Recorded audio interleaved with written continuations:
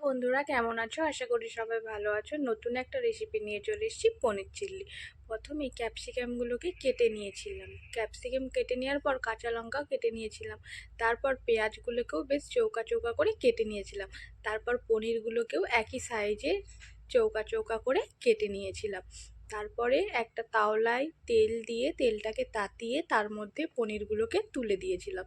পনিরগুলোকে উল্টে পাল্টে ভালো করে লাল লাল করে ভেজে নিয়েছিলাম। পনিরগুলো যখন লাল লাল করে ভাজা হয়ে গেল, তখন আমরা কড়াকে তাতিয়ে তার মধ্যে তেল দিয়ে পেঁয়াজগুলোকে ভালো করে ভেজে নিয়েছিলাম। পেঁয়াজগুলো যখন একটু ভাজা ভাজা হয়ে এলো, তার মধ্যে আদা রসুনের পেস্ট দিয়ে দিয়েছিলাম। তারপর ক্যাপসিকাম কুচিগুলোকেও দিয়ে দিয়েছিলাম। সেগুলোকেও দিয়ে ভালো করে নাড়াচাড়া করে হালিশটি ভাবটা যখন কেটে গেল, তখন আমরা তার উপর থেকে কাঁচা লঙ্কা দিয়ে দিয়েছিলাম। তারপর স্বাদ অনুযায়ী লবণও দিয়ে দিয়েছিলাম। হলুদের গুঁড়ো, লঙ্কার গুঁড়ো দিয়ে ভালো করে মশলাটাকে কষিয়ে নিয়েছিলাম। টমেটোমের সসও দিয়ে দিয়েছিলাম। আর ভালো করে নাড়াচাড়া করার পর যখন মশলাটা কষে এলো, তখন আমরা একটু ফুড কালার জলে গুলে রেখেছিলাম, সেটাকেও উপর থেকে দিয়ে দিয়েছিলাম। সেটাকে একটু নাড়াচাড়া করার পর যেই পনিরগুলো আমরা ভেজে রেখেছিলাম সেগুলো উপর থেকে দিয়ে দিয়েছিলাম।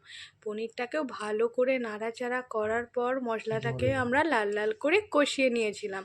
মশলাটা যখন লাল লাল করে কষানো হয়ে গেল, তখন ওপর থেকে 1 গ্লাসের মতো জল দিয়ে দিয়েছিলাম।